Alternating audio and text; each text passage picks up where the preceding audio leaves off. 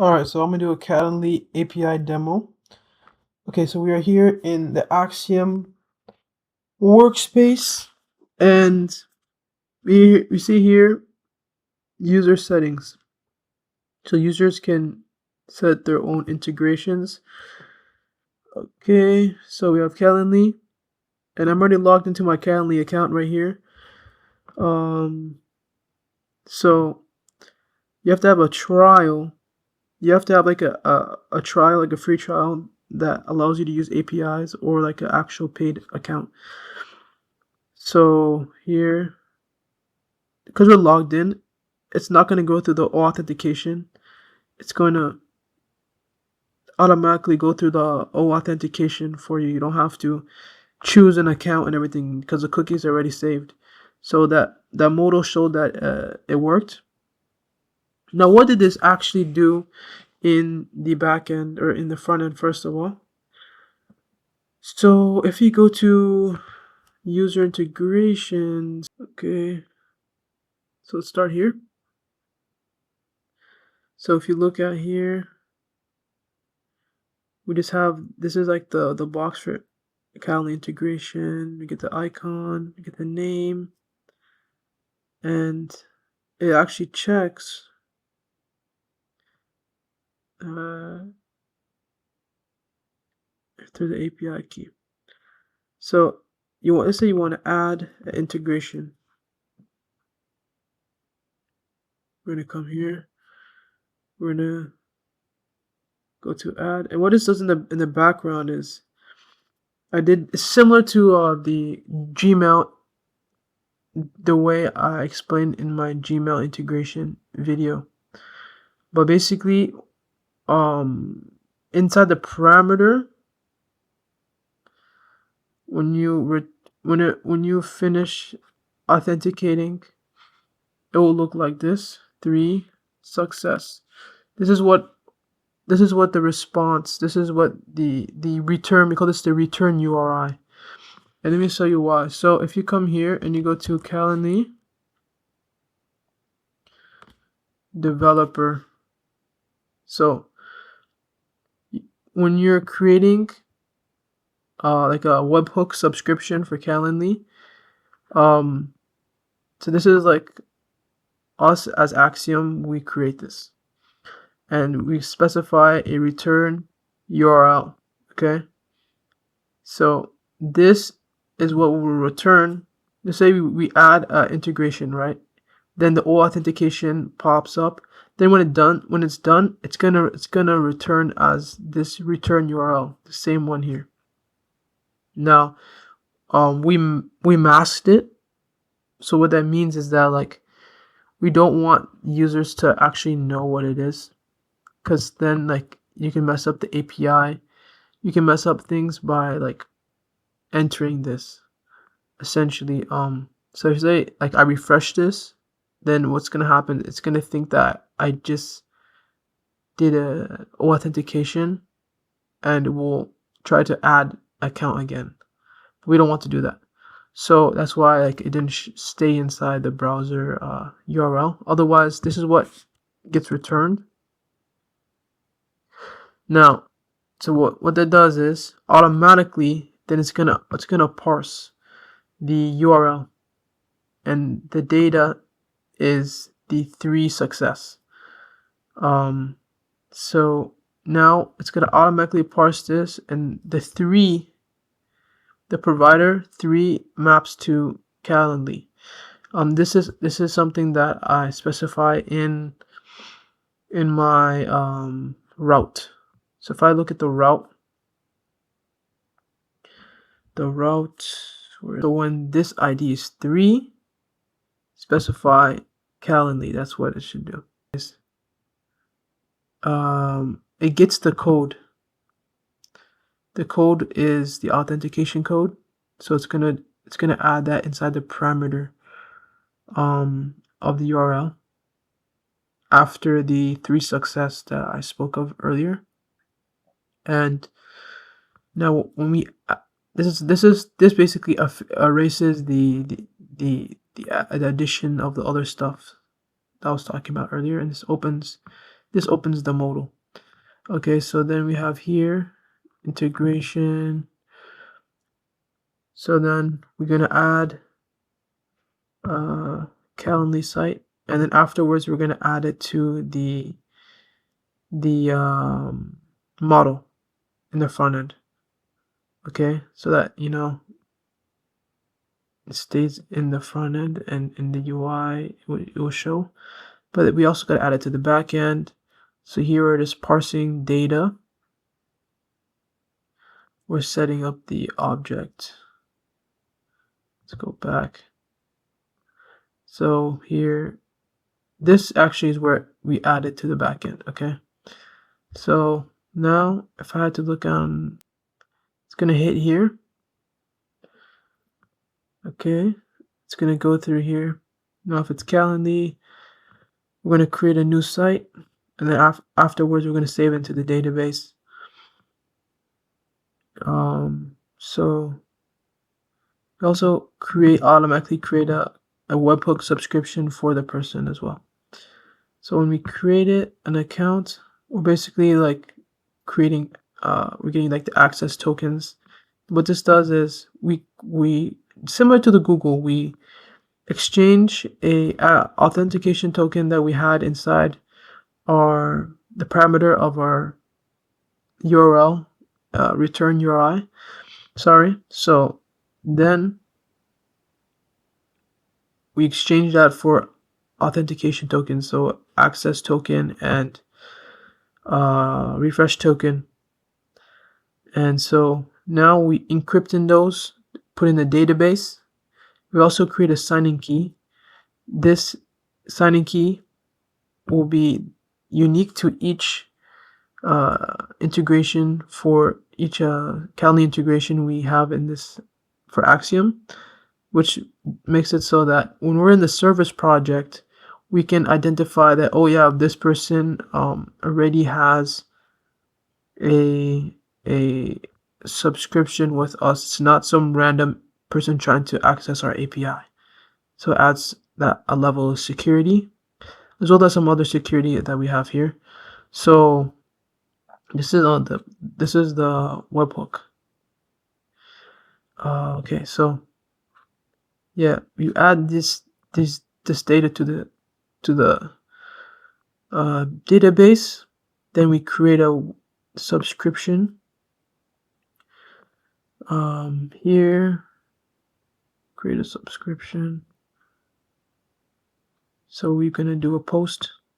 We add the access token, and then we also gotta specify some other things. So this is like, we only want events that are created or canceled, so then we can update those inside our database. And what else? Like organization. Now let's say we created our webhook subscription. Now let's go to the service side. So when we receive a notification, what happens in our webhook? So we're gonna get like some information. We're gonna have to parse that information. Then we're gonna verify the signature. This is security.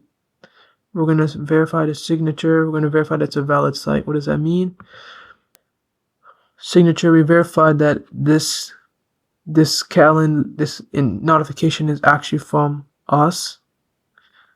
Then we can parse the webhook subscription, and this is a lot of code. It goes through all the different scenarios of someone canceled, someone created, this and that. So yeah, because it's really important, because we are not only just stating, okay, like there was an event, but who is the event? Who are the recipients? An event can have many recipients, because there can be multiple people for an event. So we're like updating those, we're removing those from the database based off of the payload that we get, based off of the information we get back from the Calendly API. For example, if it's active, this is really really deep, or I guess more complex. And it took quite some time to get this to work properly, because there's so many scenarios. There's many different types of meetings, and each of them have different payloads. And also, the Calendly API documentation was not very straightforward when it comes to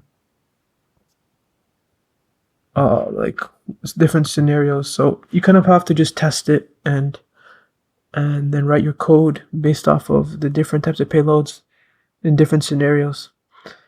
So let me just show you how it actually works now.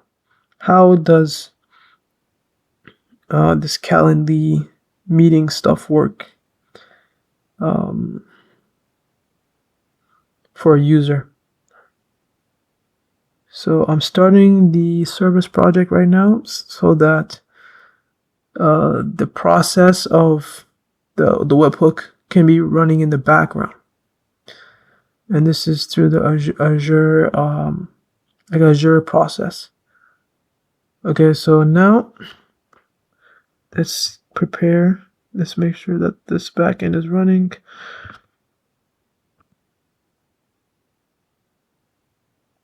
And we will go over here.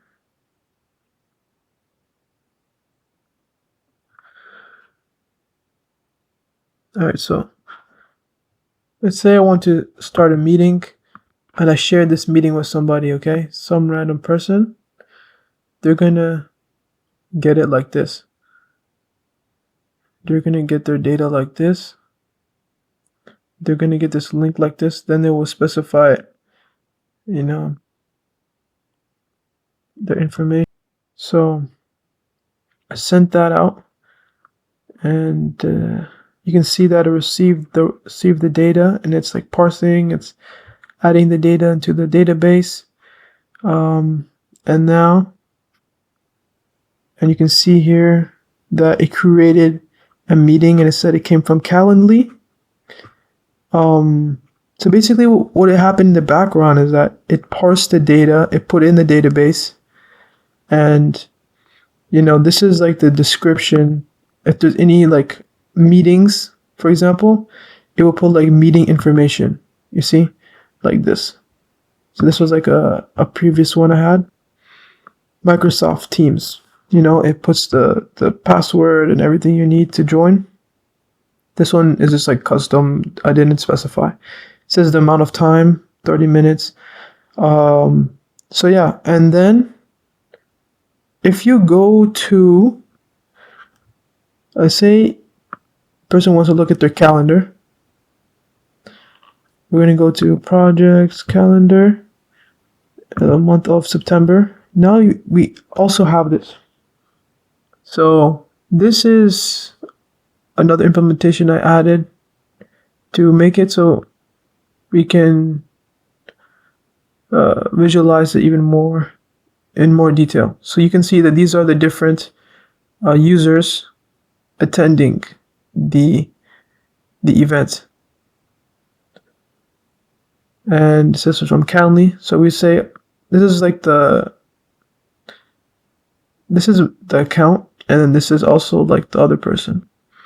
And then this goes to their contact card. So say you want to message them, send an email to that recipient, you can easily.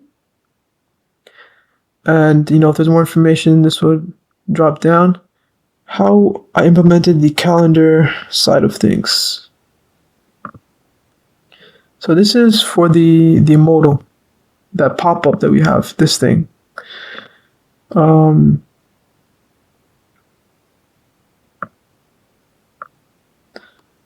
It's not complex, as you can see here.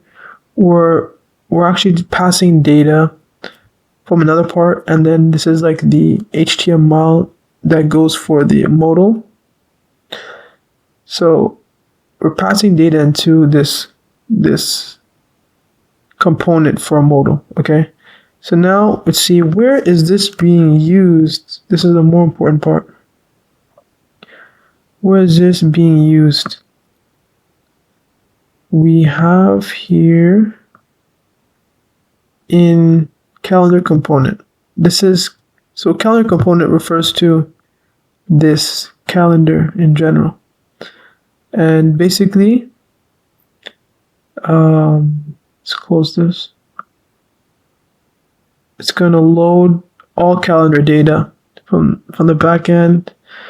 And because we have a table in the database that we put all of our information for each event from the Calendly like webhook, basically we put inside as like an event table, and now we're pulling this data, we're putting in the object like the end date, start date, and there's also tasks.